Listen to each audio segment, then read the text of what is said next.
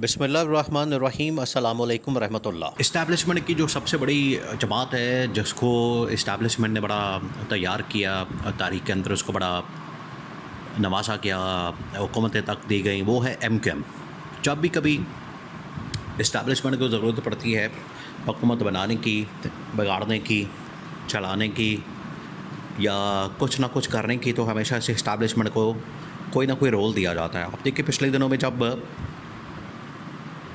ये जस्टिस अतर मिनल्ला के मतलब बातें की गई और उनके मतलब हमला किया गया, उनके ऊपर, उनकी ज़ात के ऊपर, उनके फ़ैसलों के ऊपर हमला किया गया, तो मुस्तफ़ा कमाल वगैरह, कामरान टेसोरी वगैरह, फैसल वाडा वगैरह को मैदान में उतारा गया। तो अब गवर्नर सिंध की तब्दीली के हवाले से बातें चल रही हैं।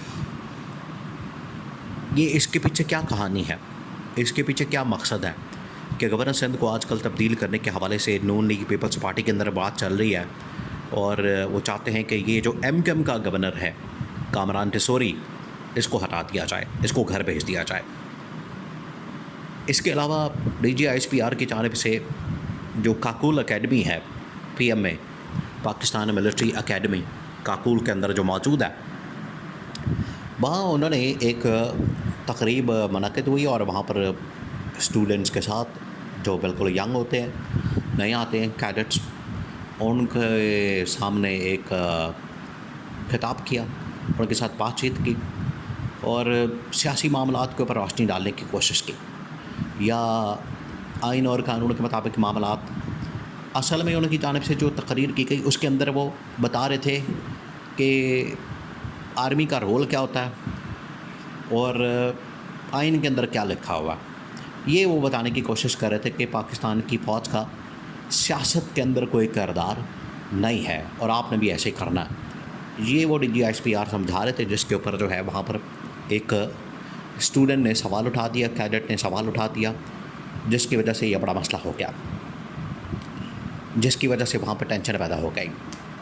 अब ये जो ख़बरें हैं इस्टेब्लिशमेंट से मतलब उनके ख़िताब, उनकी तकरीरों, ख़ास तौर पे DGISPR की उस तकरीर के बाद जो चंद दिन पहले उन्होंने की थी, उसके बाद सेकंड उनकी जानिब से प्रेस कॉन्फ्रेंस की गई, फिर जनरल आसिफ मुनीर ने उलमा कॉन्फ्रेंस से खिताब किया, फिर जनरल आसिफ गफूर, फिर दोबारा DGISPR और अब 14 अगस्त वाले दिन एक अहम तरीन तकरीर का इनेकाद। तो ये इस्टेब्लिशमेंट मुसलसल क्यों फ्रंट फुट पर आ गई है और बातें की जा रही हैं उनकी जानिब से, ये समझने से ताल्लुक़ रखता है, क्योंकि ये ऐसे ही नहीं हो रहा। मुल्क के अंदर जो मामलात चल रहे हैं इस वक्त, उसको अगर आप सामने रखें और उसको जहन में रखें तो फिर आपको इनकी समझ आ जाएगी। पहला ये जो इस वक्त मसला बना है MQM के साथ, देखें जब इन्होंने कानून पास किया हुकूमत वालों ने, शहबाज शरीफ ने, chief justice of Pakistan justice Qazi Faez Isa के फ़ैसले, ये जो जस्टिस मंसूर अली शाह का फ़ैसला सुप्रीम कोर्ट का, फुल कोर्ट का, उसमें काजी फ़ाइज़ ईसा ने रास्ता दिया कि इस तरह से आप एक लेजिस्लेशन कर लें, एक कानून पास करवा लें, इलेक्शन एक्ट के अंदर तब्दीली कर लें, तो मखसूस नशिस्तों का फ़ैसला जो है वो आपके हक़ में आ सकता है, सीटें आपके पास वापस आ सकती हैं। इन लोगों ने कानून पास करवा दिया, वो इलेक्शन एक्ट के अंदर तरमीम कर दी, और तरमीम करने के बाद जिस वक्त ये तरमीम की गई उसमें असल में क्या हुआ, MQM ने बाइकआउट कर दिया उस सेशन का। अब MQM की जानिब से जो बाइकआउट किया गया उसकी वजह से नून लीग बड़ी नाराज़ है, नून लीग बड़ी परेशान है। नून लीग और पीपल्स पार्टी वालों ने फिर मिलकर साजिश करके MQM वालों के पास से जो अहम तरीन पोस्ट है एक कामरान टेसोरी के सिंध के अंदर, सिंध के गवर्नर की, वो इनसे छीनने का, वापस लेने का फ़ैसला कर लिया कि हमने हर सूरत में ये MQM का सबक सिखाना है। MQM की हिम्मत कैसे हुई है, MQM वालों की जुर्रत कैसे हुई कि वो हुकूमत को चैलेंज कर सकें और हुकूमत का जो कानून है उसको चैलेंज कर सकें। अब अगर ये MQM के साथ पंगा लेने जा रहे हैं तो ये पत्थर पे लकीर है कि फिर उसके बाद ये हुकूमत नहीं बचेगी। और कामरान टेसोरी को अगर गवर्नर सिंध के ओहदे से हटाया जाता है, अब नाम चलाया जा रहा है उसका बशीर मेमन का, बशीर मेमन जो कि साबिक DG FIA रह चुका है, उसका नाम चलाया जा रहा है, जो कि इस वक्त नून लीग का सदर भी है सिंध के अंदर, और ये इमरान खान के दौरे हुकूमत में था।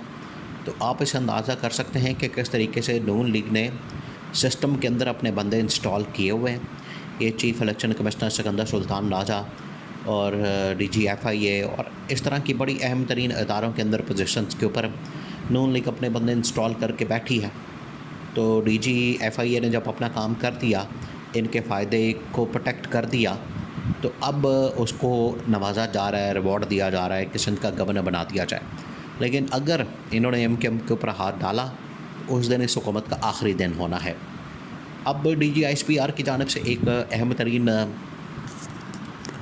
इनेकाद तकरीब का इनेकाद किया गया PMA के अंदर, वहाँ पर खिताब किया उन्होंने। और वहाँ पर जो खिताब किया, उस खिताब के अंदर DG ISPR असल में बता रहे थे कि पाकिस्तान में आपने सियासत के अंदर मदाखलत नहीं करनी और पाकिस्तान की फ़ौज का पाकिस्तान की सियासत के अंदर कोई रोल नहीं है, वो मदाखलत नहीं करती। ये इस तरह के लेक्चर दे रहे थे, सबक दे रहे थे। वहाँ जो स्टूडेंट्स हैं, कैडेट्स हैं, उनको बता रहे थे। तो वहाँ पर एक कैडेट ने कह दिया कि मेरे वालिद साहब ने भी PTI का टिकट लिया, टिकट होल्डर थे, इलेक्शन लड़ा, लेकिन उनको उठा के ले गए और वो MI वगैरह के लोग थे, वो ISI वगैरह के लोग थे। कैडेट को तो पता होगा, कैडेट वाले तो जानते हैं, उसने नाम वगैरह ले दिए वहाँ पर।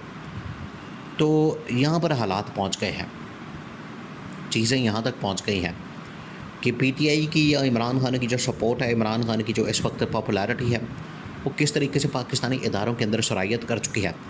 और जो पाकिस्तान की टॉप मिलिट्री कमांड है, उनको अभी समझ नहीं आ रहा।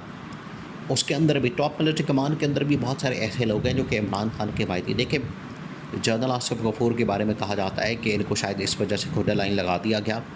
पहले तो वो सदर्न कमांड के सरबराह थे, बाद में उनको NDU के अंदर भेज दिया गया। तो लगाने का मकसद ये था ताकि उनको ये जो इमरान खान को ये सपोर्ट करते हैं, इमरान खान के दौर में general Asif Ghafoor DG ISPR थे और इन्होंने बयानियाँ बनाने में, इन्होंने नैरेटिव चलाने में 5th जनरेशन वॉरफेयर के अंदर बड़ा काम किया है।